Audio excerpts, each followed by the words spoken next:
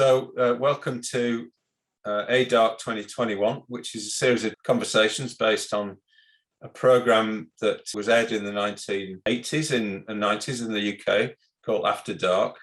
And in that program, a number of people got together after midnight and just talked for a few hours on a topic. And it was recognised as one of the greatest ever bits of television in terms of the depth to which the conversations went. My name's Mahabodhi. I'm a member of the Sri Ratna Buddhist Order, and I felt inspired last year when I did some interviews with fellow order members that seemed to just really bring out that similar spirit, a gentle conversation about something where, just gradually get down to the truth about things. So today's topic, this is the first one. So I'm just going to screen share today's topic. And talk about it a little bit. So today's topic is called the assault on the middle ground.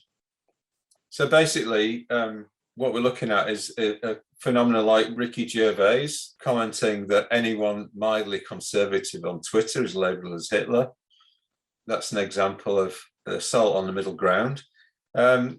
Professor Gupta at Oxford University and some colleagues, really sort of highly regarded epidemiologists, they proposed some alternative to lockdown. They talked about targeted lockdowns, and they created a petition with, I think, 20,000 scientists signed that petition.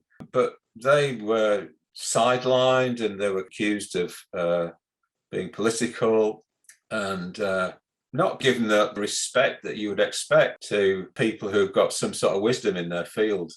And in the case of Joe Rogan, for instance, so ivermectin has been another contentious issue around COVID-19. And various doctors in their own experience found that it's helpful against COVID. It's been used a lot around the world. Different countries have rolled it out and it's had quite a big effect. But it seems like there's a bit of a campaign against it. If you put anything about ivermectin onto YouTube, it gets taken down pretty quickly. And Joe Rogan let it be known that he got COVID and he used ivermectin and other things to treat it. And he got pilloried by the mainstream media. And I think Russell Brand got criticised as well. So the reason why I want to talk about this is that if genuine people who think about things clearly, or think about issues and maybe get wiser about topics in the world that are relevant, and if they get taken out or they have warning shots shot across the bows, it becomes a bit dangerous to actually offer your opinion. What's going to happen to the world? What's going to happen to knowledge itself? What's going to happen to conversation about issues? So Buddhism is talked about as the middle way between extremes of eternalism and nihilism. And so how can we stay somehow in the middle? How can we preserve the wise perspective? Can this trend that's happening today be reversed, or are we stuck with it?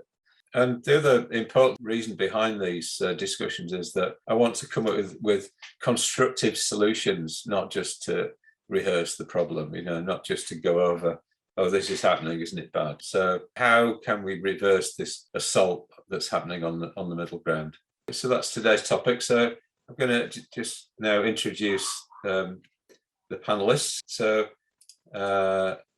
first of all, Liz. So I've known Liz Armour for, I don't know, getting on for 20 years, something like that. We worked together in Butterfield. And she's a musician.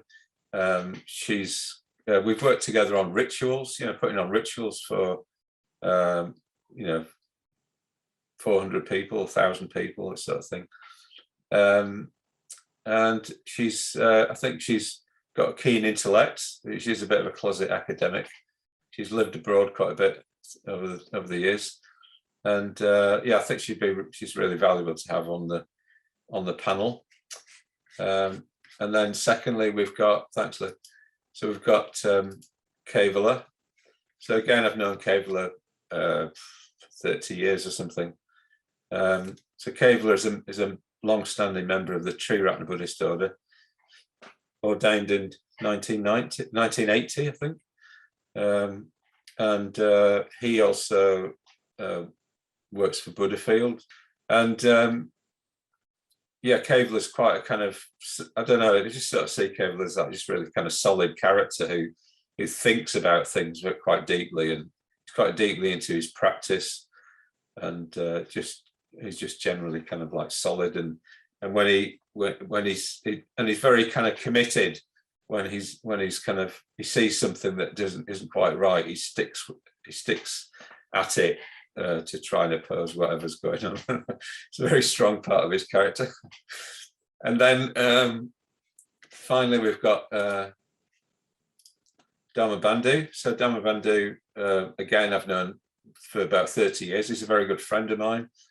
So we work together at Buddhafield, and Dharmabandhu lives in Brighton, and he's kind of he's really well known as a friendly face, a friendly face around Buddhafield Festival. So Buddhafield Festival is this small festival that happens every year. There's normally about 4,000 people at it, and there used to be a time when you'd walk around the field in Buddhafield and you'd think like Dharmabandhu knows everybody. So I remember that what thing where Matthew Ricard was talked about as the happiest man in the world. This was when all this Buddhism and science stuff was happening. But I think Dharmabandhu is probably one of the friendliest people in the world. So, and again, he's got a very keen intellect as well. So I'm really glad to have Dharmabandhu on board. Okay, so maybe I'll just say a little bit to get us going on the topic. Yeah, so this thing about the assault on middle ground, the assault on thinking, the assault on having an opinion, kind of like dumbing down of society, of universities, and so has anyone got anything they want to open us up with? Yeah, yes, I'd like to just come in quickly. I just want to say, well, my name, Dharmabandhu, it was given to me by my Buddhist teacher in 1984, when he said to me, well, you all know what Dharma means. So Dharma is the teaching of the Buddha, it's the path to awakening. So I guess we're coming from that angle as well.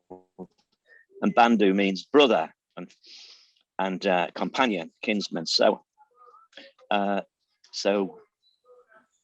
yeah, and as you said, Dharmabandhu is a friendly guy, friendly person. So I'm just bringing that in to just clarify some of the terms and the context within which we're talking from.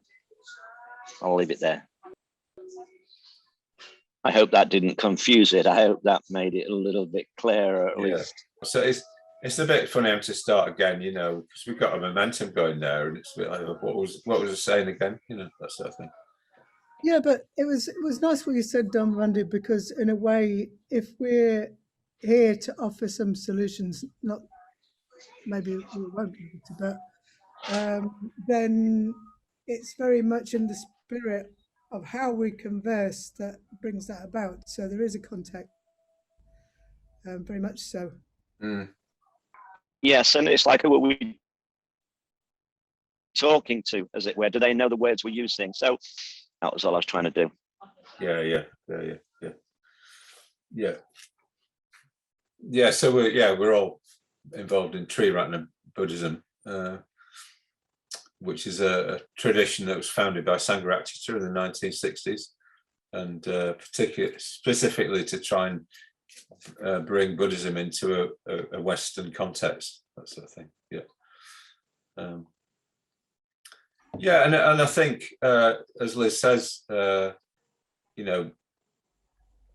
we talk about things is important. So I think one of the things, the reasons why this sort of dialogue has come about is that I really enjoyed doing some interviews last year with some older members, and one of the things that I thought that was really valuable about it was that it was like a conversation between friends being recorded, and people could sit in on that conversation. So it's almost like, it's not like we're kicking a topic around like an academic topic or something, and then presenting ideas and that sort of thing. It's more an important aspect of all this is like just a kind of modeling of humanity, really, you know. So yeah, I'll chuck that in.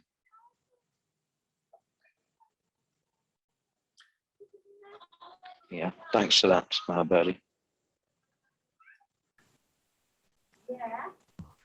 So one thing you said earlier when we were talking struck me. You were using, I think, the financial system almost as an example, I think, of kind of unrealistic attitude towards life. Yeah. Realities of life. If I've got you right, you were kind of using that as one example, the sort of casino economy, which we're under the control of, really. The society is under that control. But as an example of an unrealistic approach to life, I think was quite a good analogy. And the way that the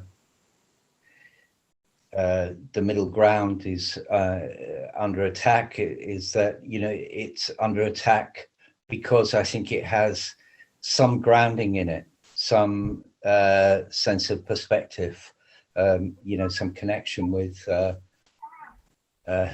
you know, things as they actually are, and it's under attack from extreme views that come from just purely from the realm of ideas and ideology,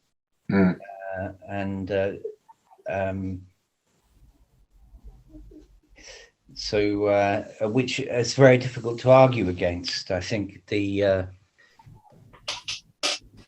term used to be political correctness. I think it was it may have been John Cleese or what's the other chap? He runs that TV program QI. Stephen Fry. Stephen Fry. What a you know, it's a great guy, and I think it was him that said the trouble with political correctness is it's correct. It's always correct. So in one sense, you can't argue with it. You know, somebody says you know, if it's raining and somebody says it's raining, that's quite hard to argue against, isn't it? So, but the problem is, I find, is that the extreme ways in which views are expressed and the ways in which you're being, it seems all the time under pressure, being forced to adopt one opinion or the other, and then you're in trouble if you express an opinion. It's that concerns me, because it completely eliminates the possibility of discussion. And it's through discussion, opposition, you know, intelligent discussion, and exchange of views that someone can come to better understand an issue that they might have, you know, they're fairly unconscious of, unaware of, and then come to change their view. So change is possible, but in the atmosphere we have at the moment, I think, you know, it's got, some people call it woke like culture. You're not really allowed to have any nuance of opinion. It's either one thing or the other, but it's black and white. And I find that superficial. It creates superficiality. We have a strong tendency, don't we, to go along with the group naturally. It's deep in us. And if the group's banging on about one thing, you know, you'll be cancelled if you don't adopt this opinion, that goes very deep in us. And you know, people will be reluctant to go against that. So what does that, I wonder, I mean, it's something I'd like to hear other people's opinions on. What does that do to us if, number one, we don't know what we really think, but we just adopt the opinion that we're being told to adopt, or we do know what we really think, but we don't express it because we want to stay in with the group. Either way, we don't get to really deeply think about anything, which I think is one of the great joys and privileges of being a human being, is that you can think deeply about things. Any thoughts about that? Yeah, my thought is. Are you going to go, Liz? Yeah, well, is that okay? Going to respond to that, Liz? Well, I'm going to respond briefly. I was going to say that I don't disagree with at all with the idea that there are pressures on us. But actually, interestingly, I didn't really, those particular things that have been raised are not ones that I've personally had any concerns over, although I am aware that they're now prevalent.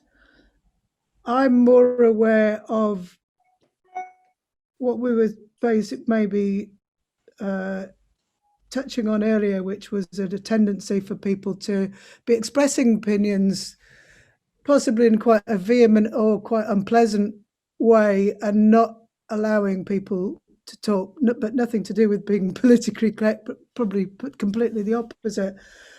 And also, I would say coming from a completely different angle, and maybe that's why that's come about, because I feel that a lot of politics have become about telling people what they want to hear, i.e., touching on what we were saying earlier, tell people it's all going to be all right. I don't really know that they do want to hear that, but certainly there's been a tendency to pander to the public. And it must say it was on my mind after hearing some of the things that Keir Starmer had said, and what was discussed afterwards was that it was, of course, necessary to appeal to the people. And it's just been, the people who are voting as if, which is it's been going round and round in my head, because of course you do have to get into power if that's but as a politician, but then if you've got nothing to offer in terms of it's not really a solution, it's just telling people that things are going to be fine if they vote for you. It's no longer politics. I mean, sorry, I wasn't here to talk about politics particularly. I'm much more philosophical, but I think philosophy plays out in life, and so politics represents what's going on in people's heads, and I feel that people are far too willing to express opinions about stuff, and we're not really, which goes back into what we're not really, because conversation is an art. You need to actually attempt to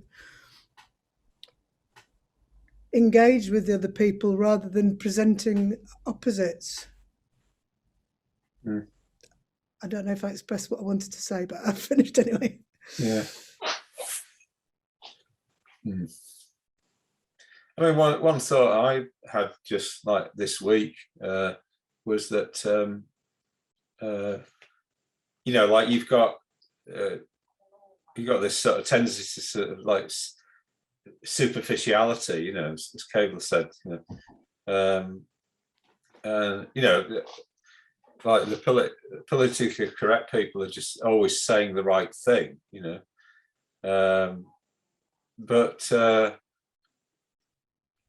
and in a way you could sort of see some of what they say is a bit Buddhist, but the fact that it's like, it's inconceivable in the Buddhist tradition that you would force anybody to do anything, I mean, the Buddha said, when the Dharma's being described in the Tiratnabandhana, it says, ahipasiko, come and see, So it's an invitation. It's of the nature of a personal invitation. whereas like work culture is not of the nature of a personal invitation. It's of the nature of an order in a way, or a threat. If you don't do this, then you'll have a bad reputation. So it's almost like if you could say Buddhism is a wisdom tradition. It's almost like an ignorance tradition. It's it's like it's doing things, but it's doing it completely the wrong way around. And if you force people to do anything, I mean, the Buddha really understood this. You force people to do anything, they're going to run in the other direction. So to the extent that people have been forced to, their speech is compelled, in a particular way, then it's quite likely you're going to force some sort of violent reaction in the opposite direction. And that's that worries me a lot, that side of things. Sorry, I've lost visuals on you. I'm trying to find. Oh, okay. I need to see your faces, but yeah, it seems almost the opposite to Buddhism, doesn't it? That kind of atmosphere that it creates. Yeah. Very unfortunate. Yeah. And also, in the Buddhist world, I find that what tends to happen is that they will use this kind of language, and they'll say that it's Buddhism, it's the Dharma, that it's compassion in action, which I find really peculiar and a bit disturbing. This kind of hijacking in the Buddhist world of Dharma terms. That if you think this way and believe these things and go along with this, then you're that's the same as practicing ethics in Buddhism and being compassionate. Insisting, if someone insists that if they're female and they insist you refer to them as he, and if you don't, then somehow you're denying their whole existence, or what is that? Okay. But I tell you what, there's one thing I think it seems to be going on at least it's people are just trying to assert their identity, at least in terms of there's that aspect of it. People are trying to, and if they're not welcomed or not acknowledged, same, with the, as in the identity politics, they don't feel safe. It's something to do with safety. That's more to do with what's happening in the universities. If you're not getting a voice because you don't feel safe, that seems to be one of the things that's been said. Well, maybe they are safe. I mean, life isn't safe, is it? Well, it's not. But it's like these younger people. It seems that they've grown up feeling they should be safe.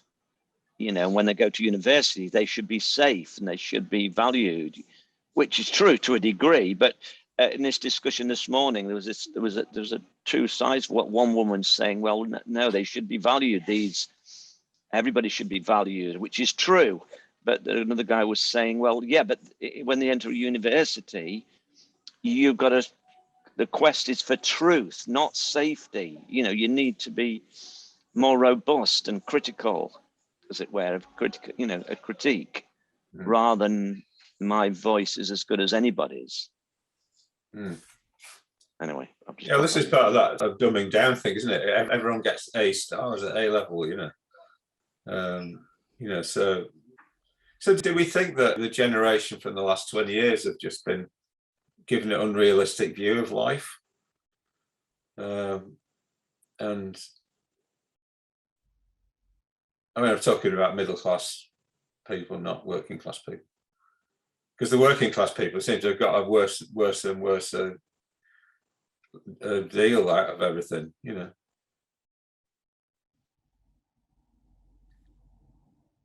I don't know. I'm just reflecting on what Dharmabandhu said, because I think safety may, could it also be that they're seeing something, rather than just like, seeing what they're not, the next generation, maybe they picked up on something that was unacceptable. It doesn't mean that the way they're going to handle it is, reasonable, because nothing ever changes like that.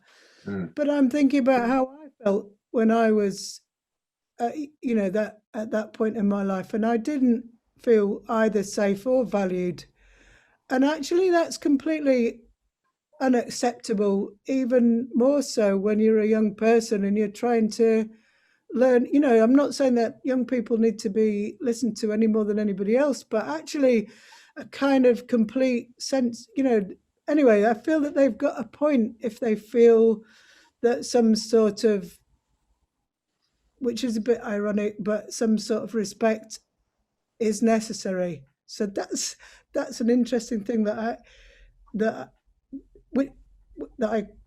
I've just come up with. But it's really ironic, considering what we're talking about half the time, if you're referring to trolling and stuff, is the exact opposite, is extreme disrespect. What I was talking about was much more covert disrespect.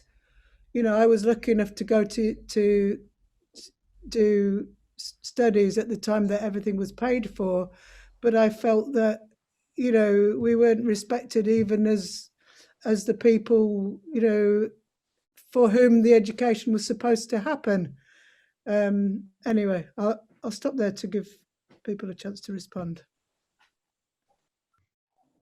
I mean, in a way that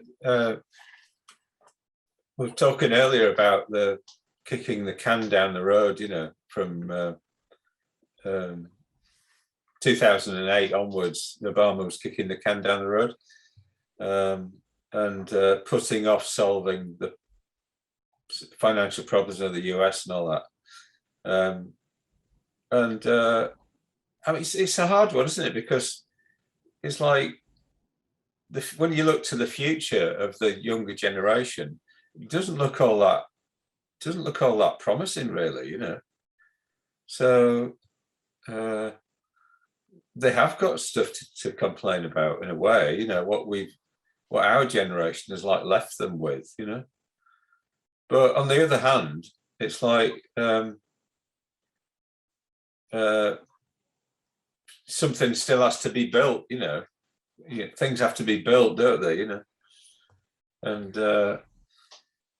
so engaging in some kind of like fantasy world about the kind of idealistic world you could create, sort of, it's not right bringing the reality principle in, is it? Discuss.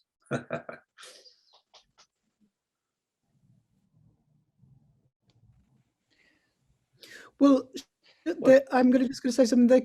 They're not going to be able to continue with the trajectory that our generation, or perhaps it's the previous generation, were setting up, which is continuous growth. I mean, that's harking back to the economics model. It just struck me as balmy.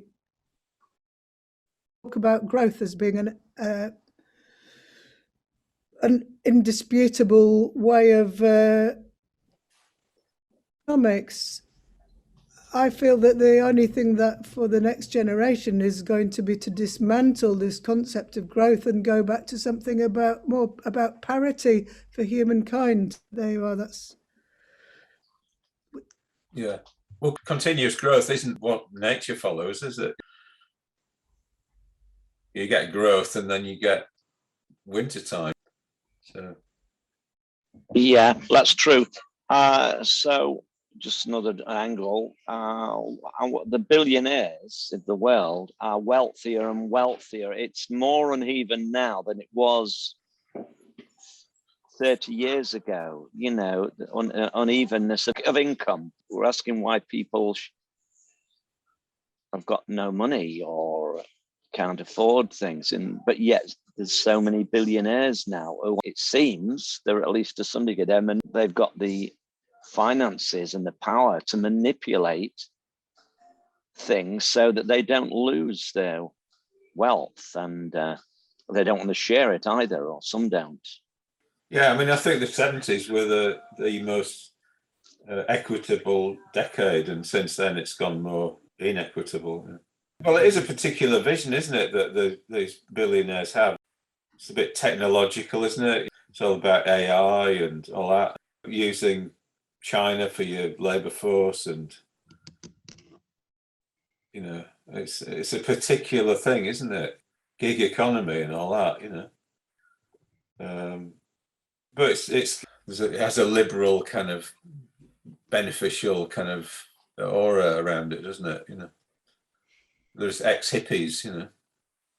So what's happened to that liberalism if Joe Rogan and Russell Brand are getting threatened in a way for mentioning ivermectin, or we can't have a debate about COVID?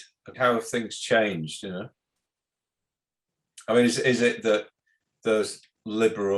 that liberal establishment has somehow frozen or something, or stopped thinking in terms of what benefits everybody, and maybe is a bit enamored of its own aura?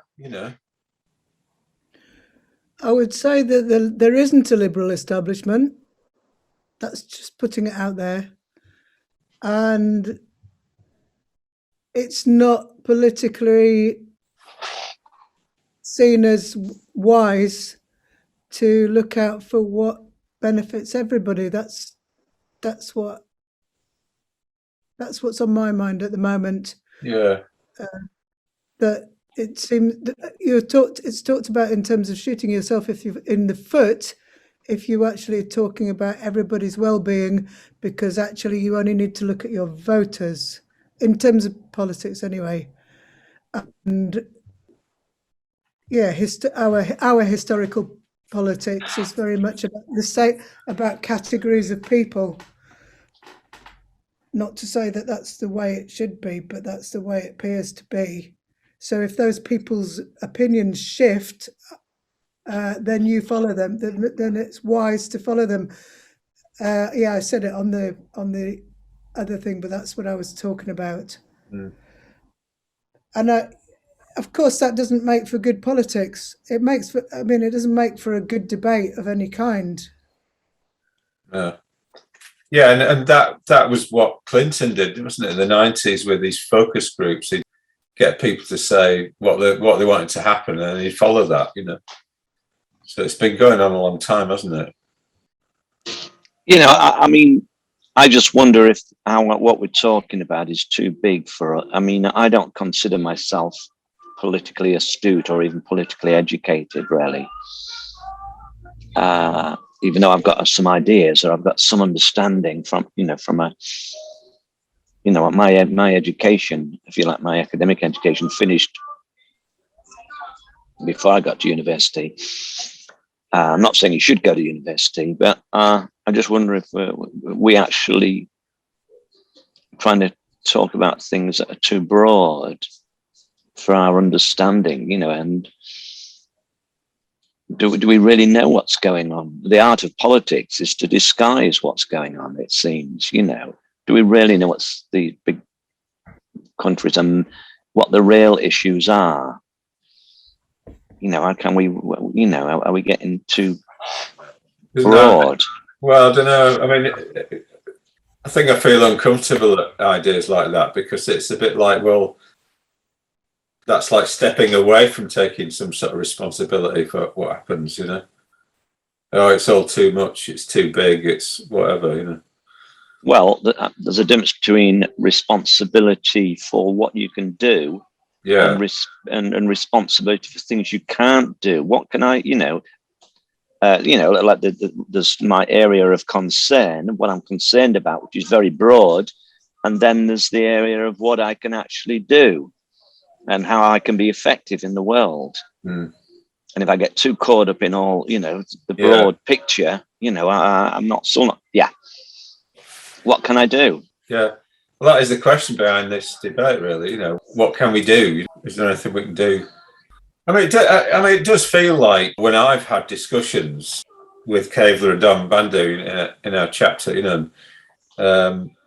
and I get to talk about things, then it does alleviate that sense of powerlessness and, you know, being kind of played or whatever, you know. Understanding in a way does a part of the job, really. What really needs to happen is like change, you know, but it still helps in a way to have a sort of angle on things. And I think unless we are, I mean, if debate is being what's the word, deconstructed, you know, disassembled, you know, then I think we're in a much worse position if to deal with problems when they come along. If we're kind of like, we haven't got a positive vision for how we actually, or decision about how we actually deal with things. So maybe part of the problem is like this split, you know, between left and right, you know, is so strong now, you know, that it's like we can't make collective decisions anymore about stuff. It's like Trump for 4 years, and then it's Biden for 4 years, and they have opposite policies and stuff. And in a way, they're groups that they're interested in protecting have valid concerns, you know, that you could say, well, it's valid to want to have equality around the world and to help immigrants and all that sort of thing. It's completely valid, you know.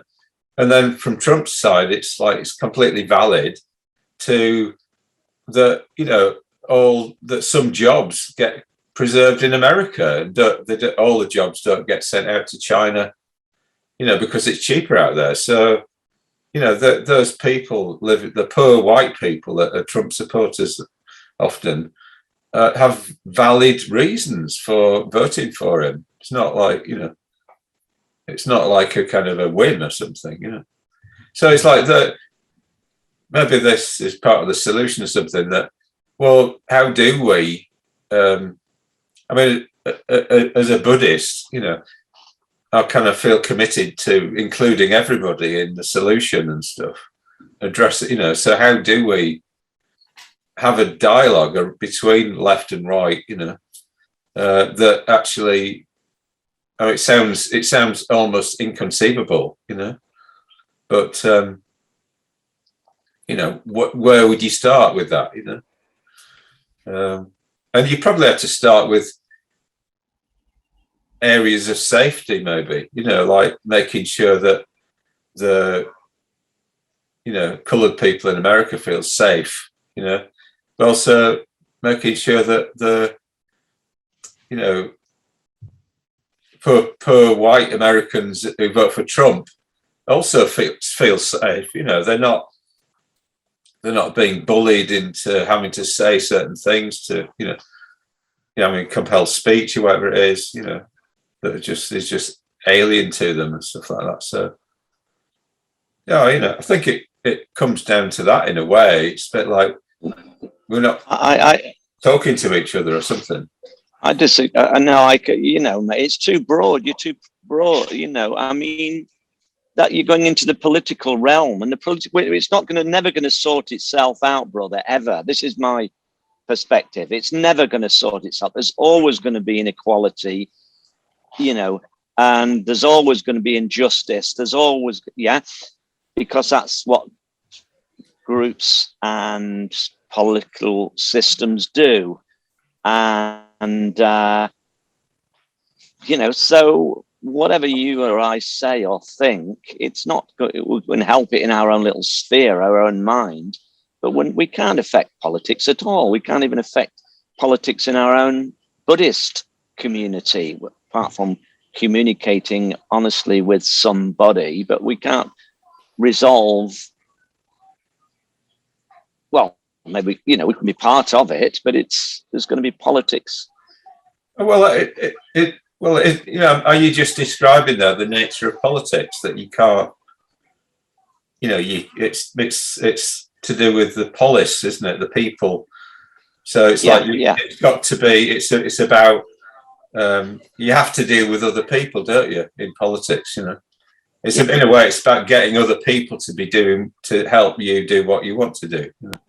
Yeah, but we've got no chance at all, yeah, mate. This is way too big. Even talking about America, even talking about, how the heck are you going to sort any of that out? It won't. It's got its own momentum. Yeah. It's got its own history. Yeah. Well, I think but that view, expressing that view, you know, where does that lead? You know, where does it lead? Well, where does your view lead? No, you answer me, Dharmabandhu. Okay, where does that view lead? It leads to powerlessness, doesn't it? And no. So where I go from that is who can I be effective with in my own states of mind, in my own life, and those people I live with, and those people I can enter into, real communication with, rather than being caught up in areas of concern. Is there any point then to having this discussion? Well, the point is, it might help me to understand some of the issues, but whether I'll really be able to solve anything, or you or I will, perhaps it allows us to come to some understanding about what's going on in our own states of mind and in our relationship here. But that's all. It perhaps broadens my thinking. Yes, okay, it does that a little bit, or feeling, but I don't think it's going to have any effect on bigger political issues.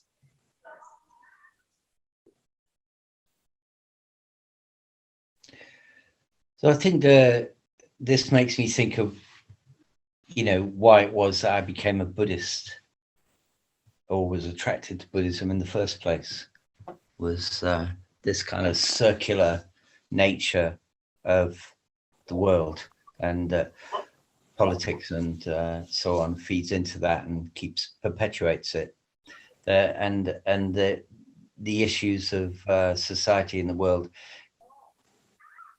cannot be resolved on their own level. So I began to understand that what, first of all, I needed to do was try and sort myself out and get some kind of wisdom, if I could, and that's what would really change society. Not me personally doing that, but the more people that were doing that in society and going deeper in themselves and deeply thinking, then that's what would make it most likely that society could be transformed. So it, like Mahabodhi, it kind of concerns me that kind of circular politics is coming front and center into the Buddhist movement, and that it's replacing, in certain areas of the Buddhist movement anyway, is replacing the Dharma, using Dharmic terminology and language to do it as well, which makes it doubly difficult to penetrate, I think. But the upshot of it is that people in some areas of the Buddhist movement, some people are choosing to not, and the effect of that process is that I experience people are less intelligent and less kind, and not even willing to see those things as kindness and insight to some kind, wisdom as even valuable, or they certainly would put it on the back burner. They would say, I've heard this many times in one form or another, that we'll get to the Buddhism part later, some years ahead, when we sorted other things out, sorted all this kind of all these various issues, like identity is a big one, isn't it? When we've got everybody calling each other by the pronoun that they wish to be called by, then we can get to Buddhism. And we really need to get back to in the Buddhist movement anyway, practicing Buddhism first. Yes, it's at Kevala. I hear that, and I understand that. And so we know we're talking within the Buddhist, the community that we're in. There's politics, and which is to do with power, using influence, everywhere, isn't it? Because we have to some degree. The Buddhist each center and the movement as a whole needs to use its power and its effectiveness. It's, I think, at least within our own sphere, I think I know, and some of the friends of mine who are more spiritually aware in a way, more educated, are finding our Buddhist movement, it's gone away from the Dharma. It's lost its way. A lot of centers and individuals and their practices, and their values, they're not they're not necessarily dharmic. Just to chip in there, DB, I personally would say that we've lost our way as a movement. There are elements of that. There are elements of that within our movement, which is seriously threatening us, but I wouldn't say we've lost our way as a movement, not yet anyway.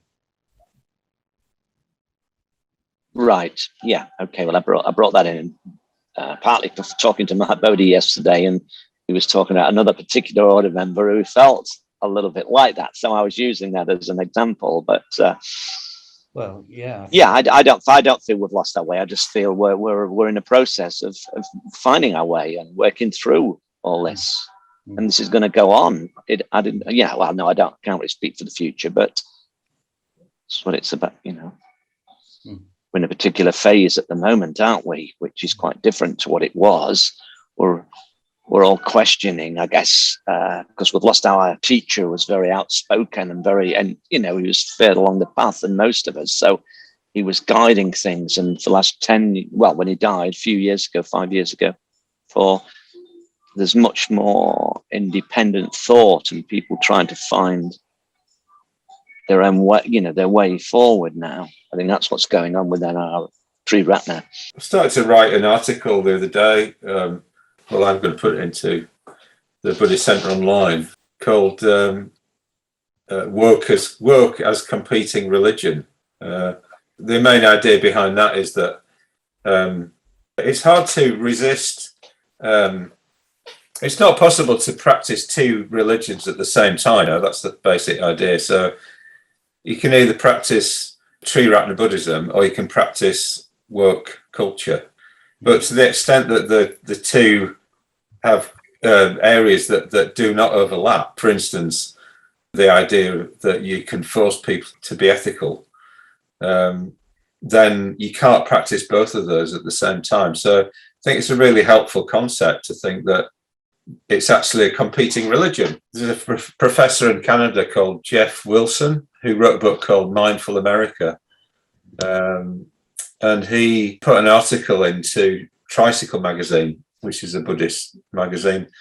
And in that, he makes the point that the secular modern mindfulness movement acts a bit like a religion. It's like it polices its boundaries about what can be said about it. So everything's non-religious. You've got particular definitions about mindfulness, and you've got particular practices, and it sort of polices its boundary. And I thought, it's a competing religion. It's competing with Buddhism. And as long as you're clear about that, then you can not let it infiltrate into, undermine, your own Buddhist values.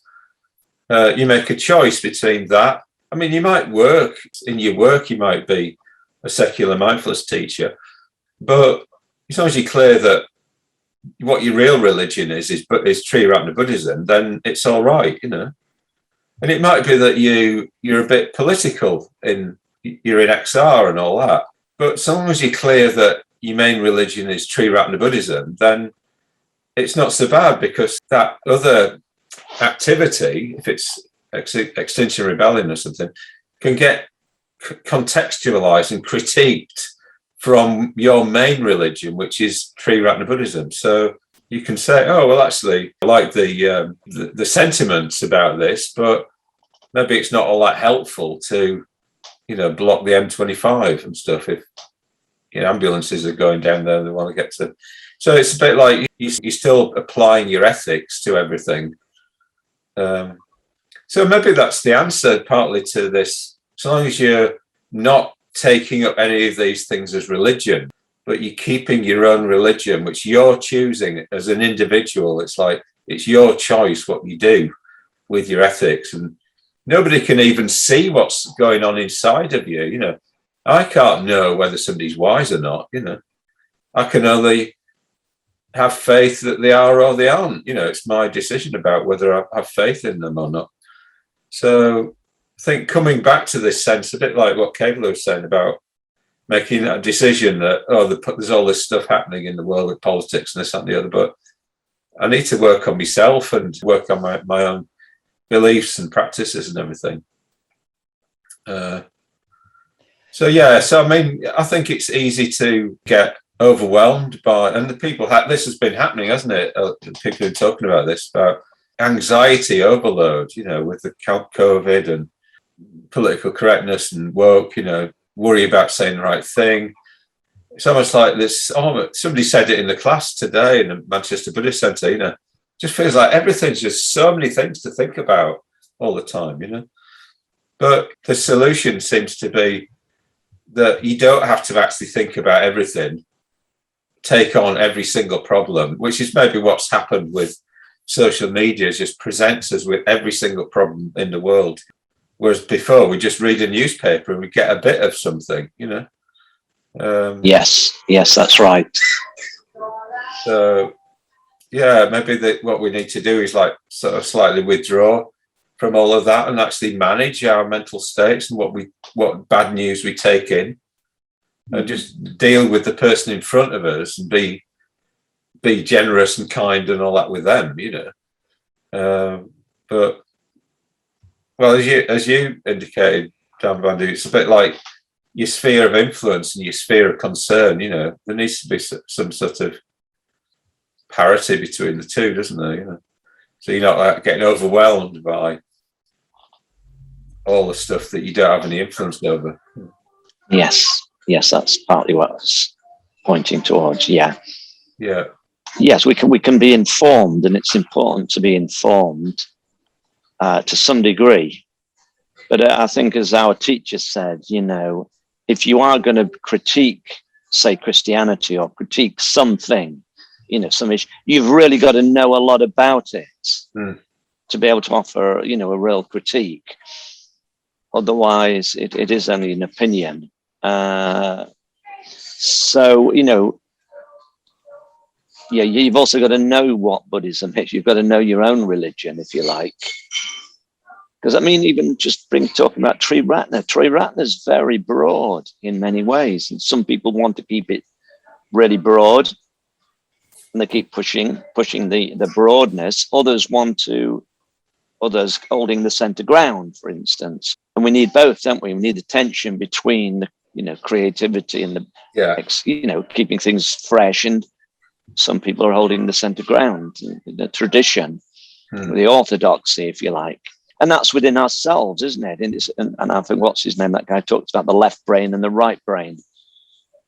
That's just another thing, even within our... Yeah, so it's a bit like including all the different aspects we've got to be doing that, haven't we? Left brain, right brain, tradition, experimentation. It's all part of the whole, isn't it? You can't just focus on a part of it and have a good outcome, really. Yeah. And, and as Bantis, our teacher again, define terms, and we need to know what the meaning of the words we're using, and, know where we're engaging, as it were. I know here we're exploring, which is great, Mahabodhi, and we're exploring our thoughts and we're exploring issues within our Buddhist movement and within the world itself. That's what we're doing here, I think. I just wonder if we've come to any can we posit anything that we've come to under? I mean, I do feel a bit more kind of hopeful, you know, having had this discussion. I don't know why, you know, particularly, but I just think, in a way, well, maybe that's the antidote to the assault on the middle ground, is like the middle ground has discussions with itself, or doesn't keeps talking, actually, you know, keeps rehearsing opinions and, you know, trying to work things out, keeps trying to work towards some sort of wisdom, you know. I've got something to add, if that's okay. Yeah. I mean, it ties into what was being said, but I think that I'll try and explain what I'm trying to say. I think we were talking about focusing on the bad or negative or for ourselves. And I think a lot of what we're talking about isn't per se about the opinions that are being held. It's even if they are opinions and not just manifestations of stress and anxiety and people allowing themselves to get overwhelmed per se. I mean, I looked at what woke means because it's a new term. Per se, I can't, you know, being respectful towards other people's, you know, minorities is not per se bad. How it manifests, if people are stressed, angry, whatever, you know, like lots of things, they can get turned into something nasty. If you know, if the overwhelming force behind it is a negative emotion, you know, some of the stuff that I've read recently suggests that it's so much easier for our brains to hang on to the bad stuff because that's how we're wired, bad experiences rather than good things. And it's necessary, you know, you mentioned mental well-being. It's necessary for us to spend time, you know, and for modern humans more than any, because we're assaulted by news, which almost by definition seems to be bad. We need to spend time in positive states, or reminding ourselves of the things that we want to remember that are fruitful. So I suppose I'm a roundabout way trying to agree with everybody because that's one of the things that I do. But in the sense that, yeah, we cannot allow ourselves to be overwhelmed by stuff. I mean, when I say we cannot, I feel we have a responsibility to ourselves. And also we have a responsibility to be maybe a bit forgiving to those who have become overwhelmed and express themselves in less than appropriate manners. I don't know. That was attempt to express what I was thinking. You know, we've got the wheel of life, haven't we? The Buddhist wheel of life, if you like, as a teaching. The center is greed, hatred, and ignorance. The second is, depending on that greed, hatred, and ignorance, you either become clearer and happier, or you sink down, depending on those poisons or those drives. And then you can occupy all these different states of mind or realms, you know. So I think it's good to keep that particular image, symbol alive, to know that, you know, that the six realms of the animals, the humans, you know, what realm are we in? The gods, the anti-gods, the hungry ghosts. There's different realms, don't we? We occupy states of mind, states of being.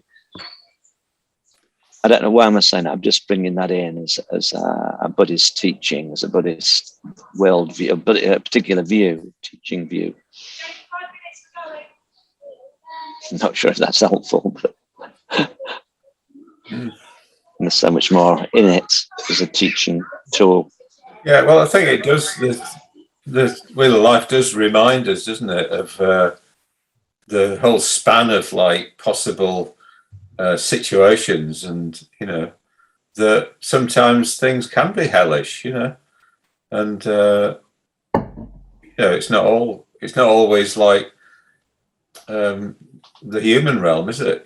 And in each realm, you've got to do the Buddha does a different thing in each realm, doesn't he? So in the hell realm, he just relieves the suffering, or gives some sort of nectar that relieves the suffering, right? He doesn't teach the people the Dharma, So I just think about like people in, like religious people in things like, the Gulag or, labor camps and all that sort of thing. They tend to not lose their religion, and they keep trying to be kind to people and all that, So,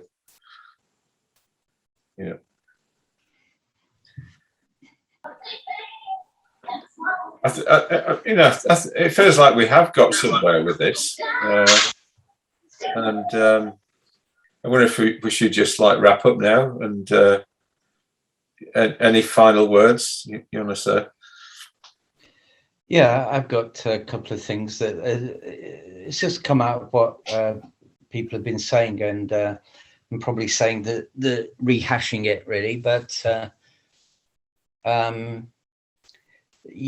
my observations of people I'm in contact with in Triratna and Buddhafield that have adopted less than the middle ground, the woke kind of influenced way of thinking and attitudes that seem to go along with it. It seemed to me like in Triratna, we've got our own version of a very healthy meal, a Dharma, that's been, recast by Sangharakshita. And the Dharma, it's a beautiful recasting of the Dharma and appropriate for seeding for the Dharma to grow in the West. And it's a very healthy meal, very healthy diet.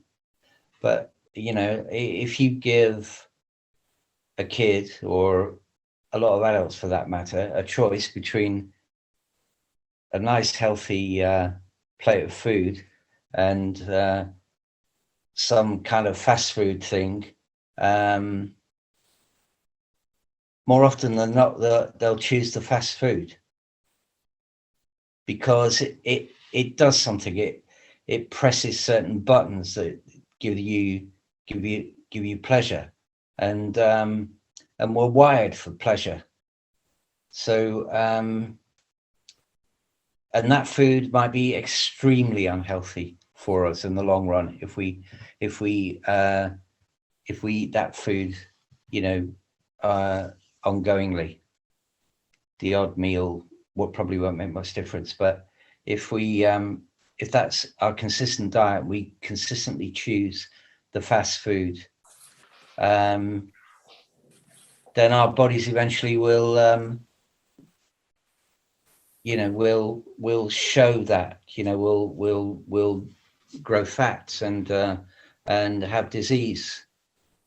And I feel that's what's happening within certain elements, in certain parts of our movement, is this fast food is being shoved in front of people, and it's there, and everybody else is eating it. So I'll go along with that, and it gives you an immediate hit, an immediate sense of pleasure and satisfaction, but it's nutritionless.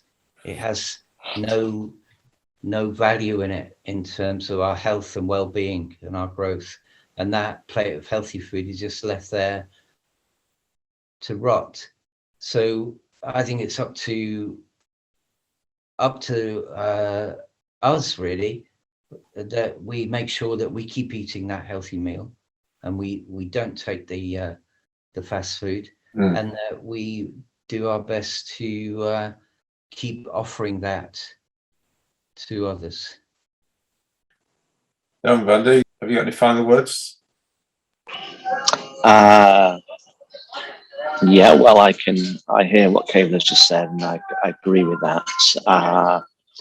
Personally, maybe I'm eating a lot of fast food at the moment, in terms of I'm eating a lot of politics and social media and TV, I'm trying to be discerning with it, but I am definitely,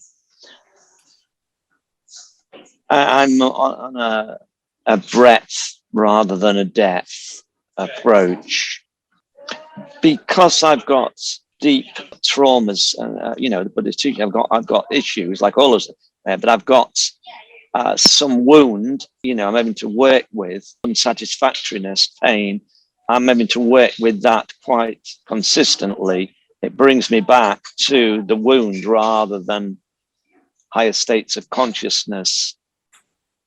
In fact, this week I've just been on wisdom of trauma all week, looking into trauma 3 or 4 hours a day, and around it, not just my own trauma, but trauma in society, a trauma in religion, trauma in spirituality.